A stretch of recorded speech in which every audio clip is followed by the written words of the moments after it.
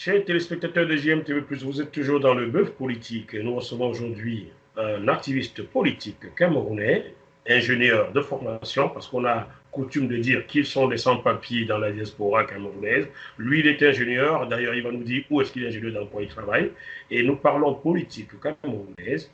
Dans la première partie, nous avons évoqué la pétition qu'il a lancée, que vous pouvez donc désormais signer, demandant à la communauté internationale de faire ouvrir une enquête sur le cas du Cameroun.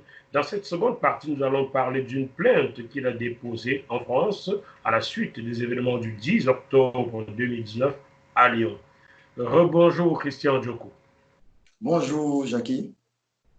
Alors, dites-moi, vous êtes ingénieur dans quoi? Vous travaillez où? Dites-nous pour qu'on sache bien que vous êtes un bon sans-papier. Ouais.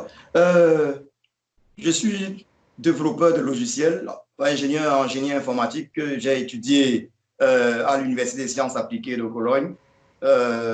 C'est une filière appelée en allemand Tech informatique avec un Bachelor of Science. Donc, cela m'a permis de pouvoir avoir accès à des boulots dans plusieurs domaines, que ce soit dans le domaine des systèmes embarqués ou dans le domaine du développement web. Et là, je travaille dans le domaine du développement web, particulièrement avec le langage de programmation que ceux qui sont informaticiens, connaissent, Java. Donc, c'est avec ce langage que je travaille.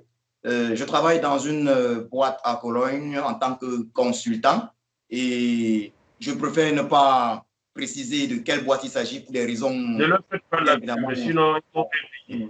Professionnelles. Pardon? Ils m'ont pas payé, donc ne leur faites pas de la pub, ça va, vous travaillez. Donc, des sans-papiers comme vous, j'en veux moi. Vous comprenez? J'en veux plein de sans-papiers comme vous. Remplis dans la tête et bossant quelque part en tant que consultant. Il n'est pas donné à tout le monde d'être consultant dans une boîte en Occident, surtout lorsqu'on est noir et jeune. Vous avez moins de 40 ans, Christian Djoko, c'est bien cela? C'est bien ça, ouais. Donc, chers téléspectateurs africains, voilà les sans-papiers d'Allemagne. Voilà, vous en voulez pas? Donc, Christian Djoko, le 10 octobre 2019, vous étiez à Lyon dans ce qu'on appelle plan de résistance. Que s'y est-il passé?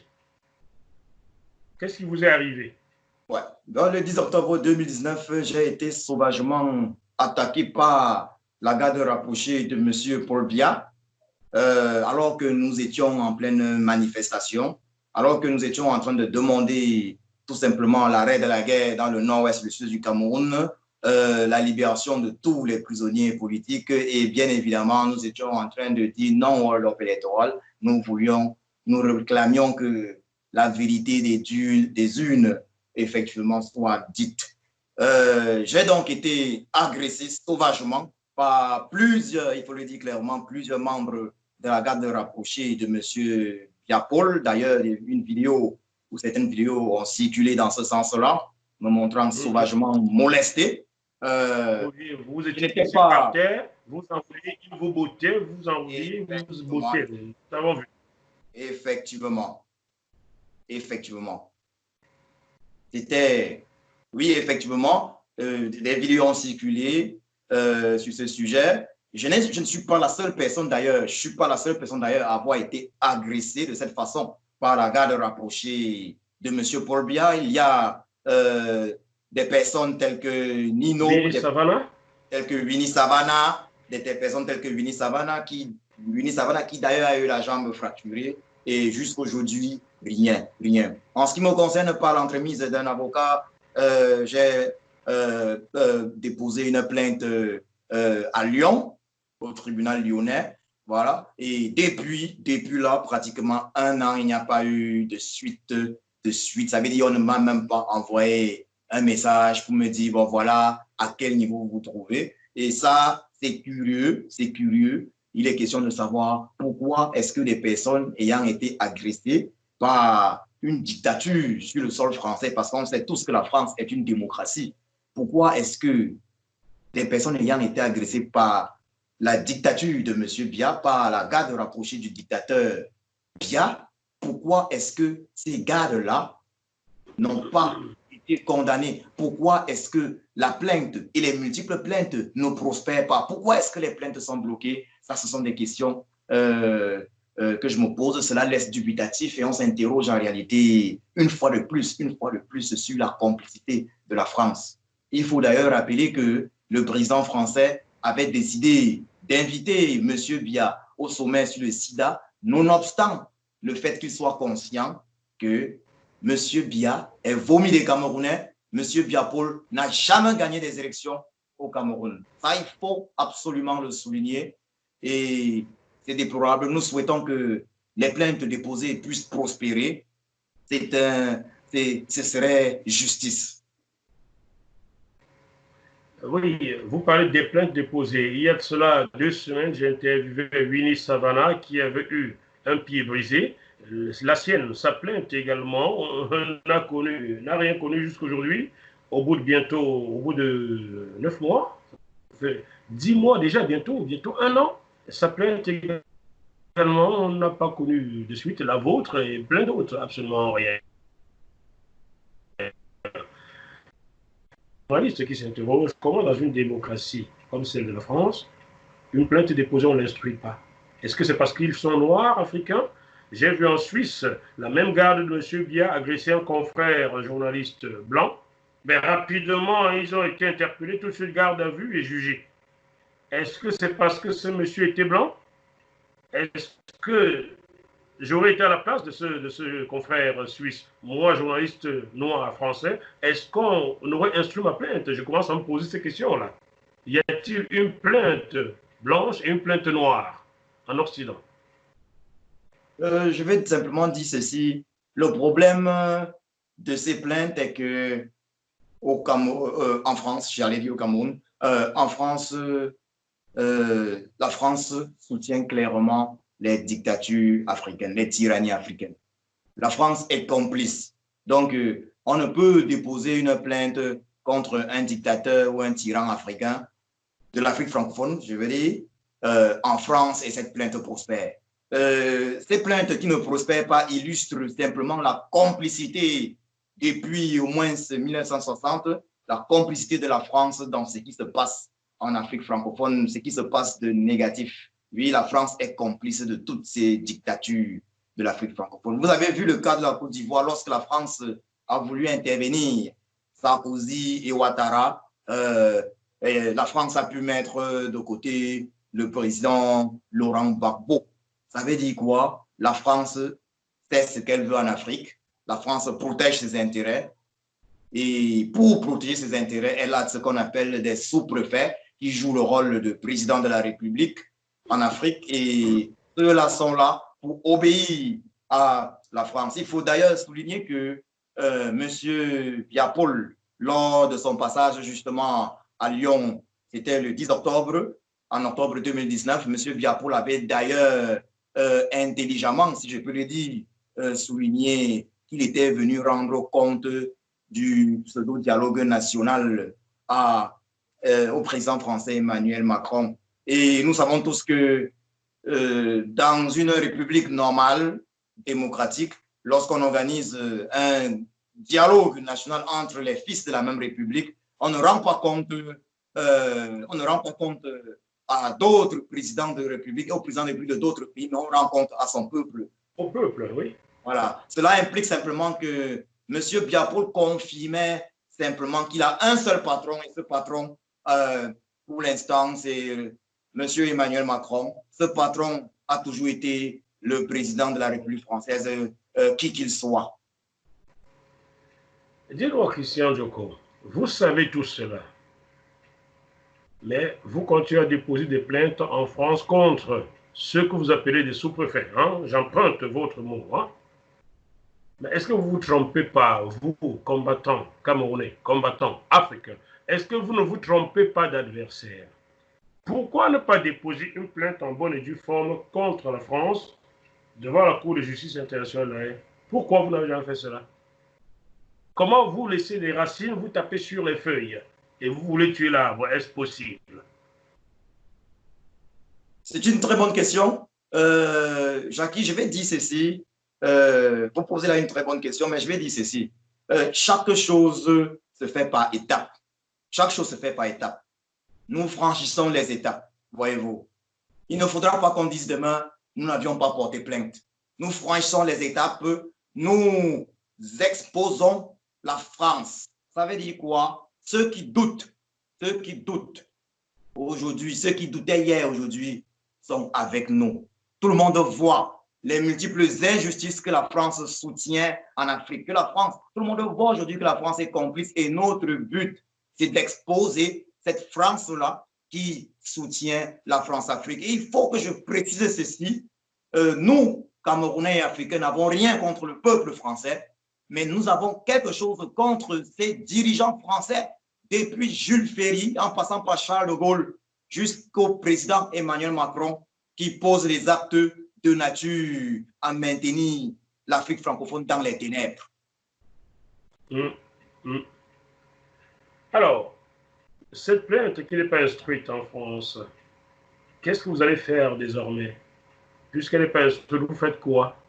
Nous allons franchir les étapes, nous allons passer à l'international, nous allons franchir les étapes. Vous voyez, il faut toujours qu'on puisse dire, on a déposé une plainte à ce niveau et une plainte qui n'a pas connu de suite. Voilà.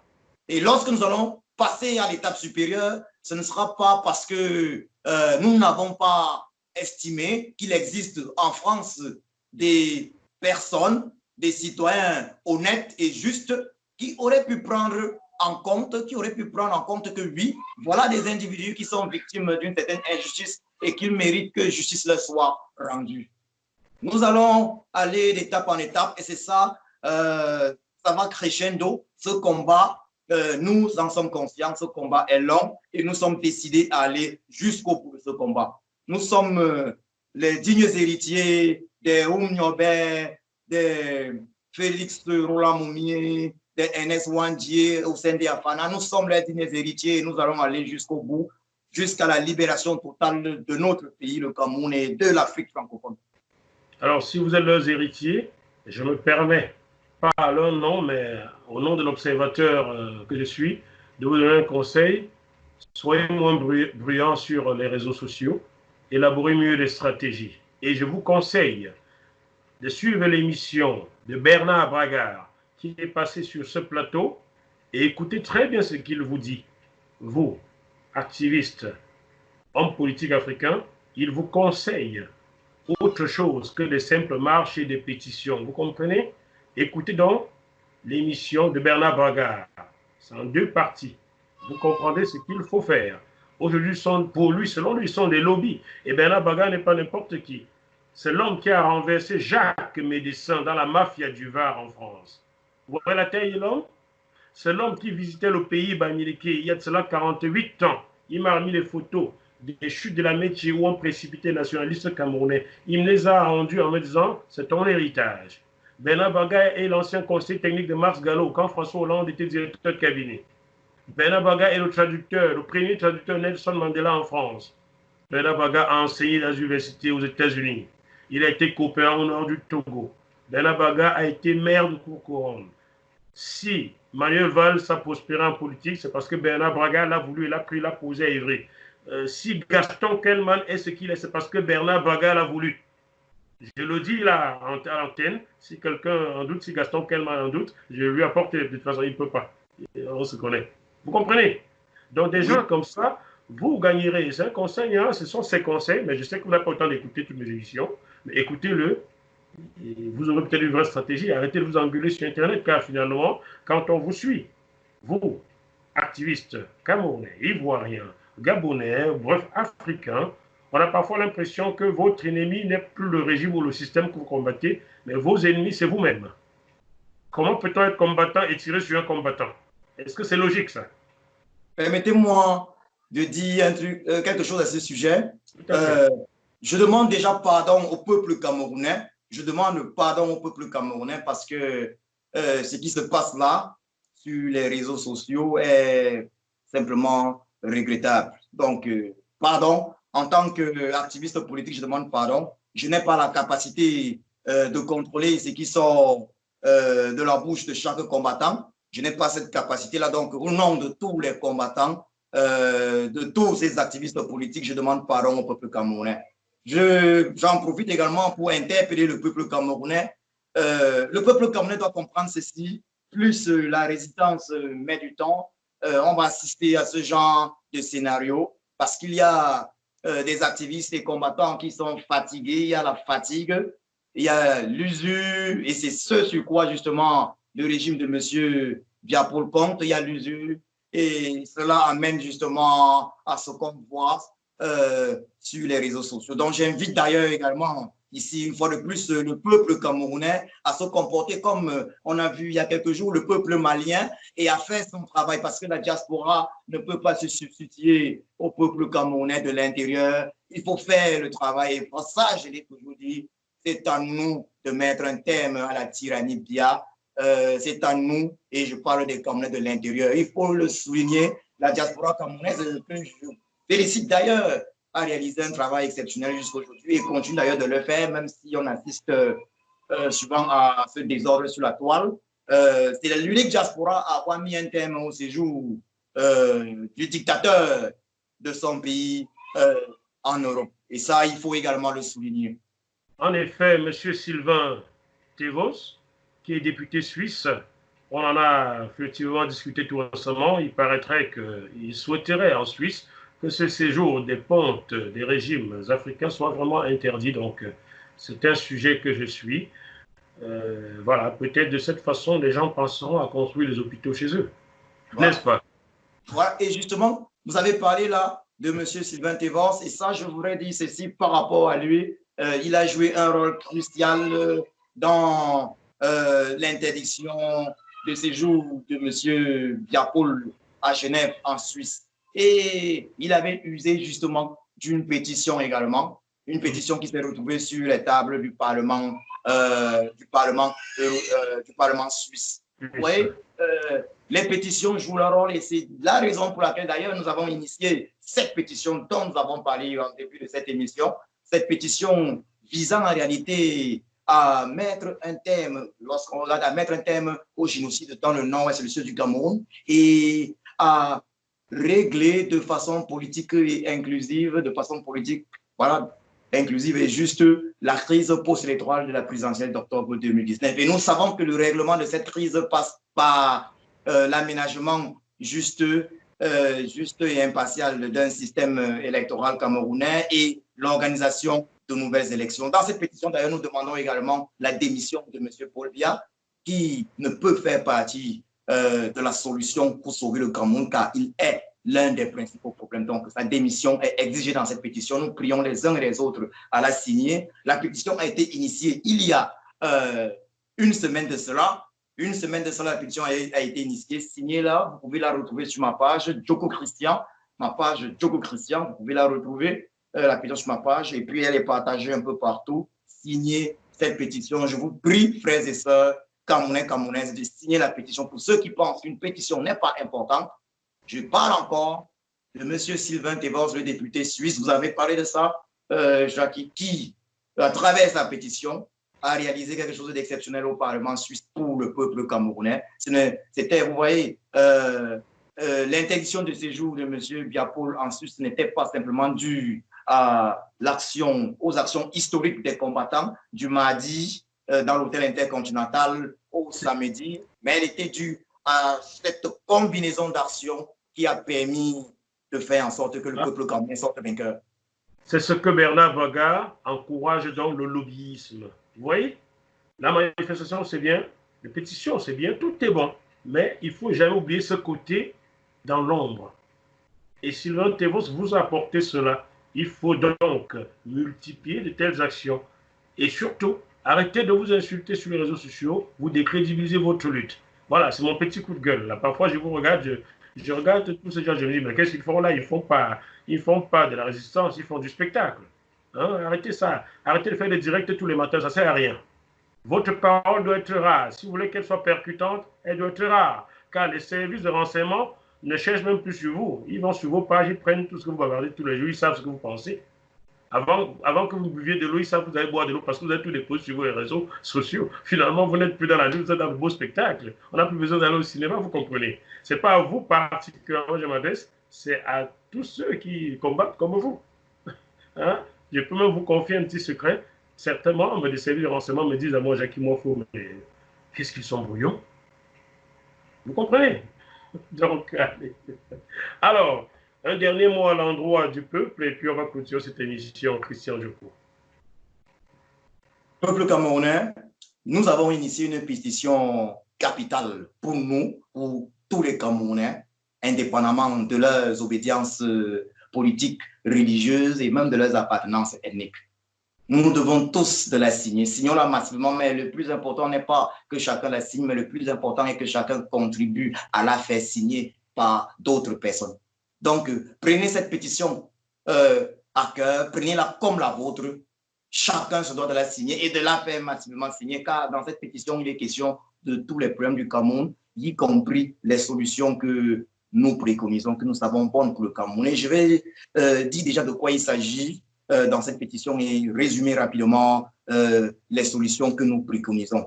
Il s'agit de quoi? Nous demandons à la Cour pénale internationale de justice d'engager une enquête impartiale et juste au Cameroun sur les génocides dans le nord-ouest du Cameroun, mais également sur les massacres à l'extrême nord du Cameroun, d'une part. D'autre part, nous demandons une médiation de la communauté internationale afin que des solutions politiques inclusives, justes, impartiales soient trouvées aux deux crises que traverse le Cameroun depuis plusieurs années, en l'occurrence la crise post-électorale de l'élection présidentielle d'octobre 2018 et la crise anglophone.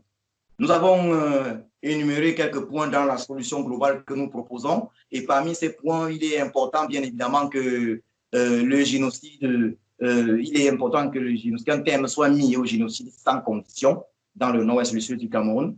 Il est bien évidemment important que les prisonniers politiques, qu'ils soient prisonniers politiques de la crise anglophone, de la crise post-électorale et même d'autres prisonniers politiques soient purement et simplement libérés. Nous avons également demandé qu'un grand dialogue national inclusif soit vraiment organisé sous l'égide des Nations Unies, bien évidemment, et des pays amis du peuple camerounais tels que les États-Unis d'Amérique. Qu'un grand dialogue soit organisé et ce dialogue permettra effectivement au peuple camerounais, aux Camerounais dans leur ensemble de parler de tous les problèmes du Cameroun et de trouver des solutions. Il faut noter que le tribalisme étant un problème principal au Cameroun, un problème que certains renient, puisque certains ont d'ailleurs dit un Bamileke ne sera jamais un président de la République, il faut bien que les Camerounais puissent s'asseoir et se parler les yeux dans les yeux et se dire oui, je suis Boulou, pourquoi est-ce que j'ai un problème avec un Bamileke? Je suis Bamileke, pourquoi est-ce que j'ai un problème avec un Boulou? Ou peut-être je suis Foulbé, pourquoi est-ce que j'ai un problème avec un Toupouri? Ou pourquoi est-ce qu'un Toupouri a un problème avec un frère Bakwili anglophone, voyez-vous? Ou même un Sawa francophone. Donc, il va falloir que les Camerounais s'asseyent lors d'un pareil débat. Et je dis, un débat inclusif, ça veut dire tous les Camerounais, qu'ils soient de l'intérieur ou de l'extérieur, et parlent. On va vers la fin, parce que si je vous laisse, vous allez poursuivre jusqu'à Douala, il y a 6000 km entre votre ville et Douala. Ok, je me dépêche. Donc, il va falloir que les Camerounais s'asseyent et discutent. Et bien évidemment, parmi justement ces points de notre solution, nous avons la démission pure et simple de M. Biya, qui est l'un des principaux problèmes du Cameroun. Nous avons très important, il faut le souligner, ça c'est très important, l'aménagement juste, équitable et inclusif du système électoral. Très bien. Oui, voilà. C'est ce que nous proposons. Et l'organisation de nouvelles élections à l'aide des nouvelles élections sur la base du système électoral, du nouveau système électoral. Des élections transparentes. C'est bien ce que vous... Très bien. Je vous remercie. Écoutez, Christian Djoko, je vous remercie de m'avoir sollicité. J'avoue aux téléspectateurs, j'ai été très surpris hier en recevant un mot de vous. Je me suis dit, ah bon, bon, allez, tout va bien. Sachez, chers téléspectateurs, que vous soyez du bord d'en face ou de celui-ci, vous me sollicitez, vous aurez toujours de la place sur mon antenne. La seule condition, c'est de répondre à mes questions, car le journaliste est là pour poser des questions, pour faire des analyses, et vous êtes là pour répondre. Donc, si vous êtes dans ce schéma-là, que vous soyez du RDPC, du MRC, le parti de Cavalier, là, j'ai oublié, MCOLA, je ne sais plus, donc 11 millions, même si vous êtes de l'enfer, vous me sollicitez, vous aurez la parole, vous avez vu, c'est comme ça se passe. On se retrouve donc sur ce même plateau avec un autre invité dans quelques jours. D'ici là, malgré la situation extrêmement compliquée, je pense fortement au peuple malien qui souffre en ce moment, des balles qui crépitent, des gens qui tombent. Ce n'est pas ce qu'on veut voir en Afrique. Voilà. Battez-vous pour votre peuple, ne vous battez pas contre votre peuple. Hein? Bon. Allez, à très bientôt. Bye bye. Bye bye, bye bye. Bye bye. Au revoir. Merci à GMTV+. Continuez de donner la parole à ceux à qui on la refuse.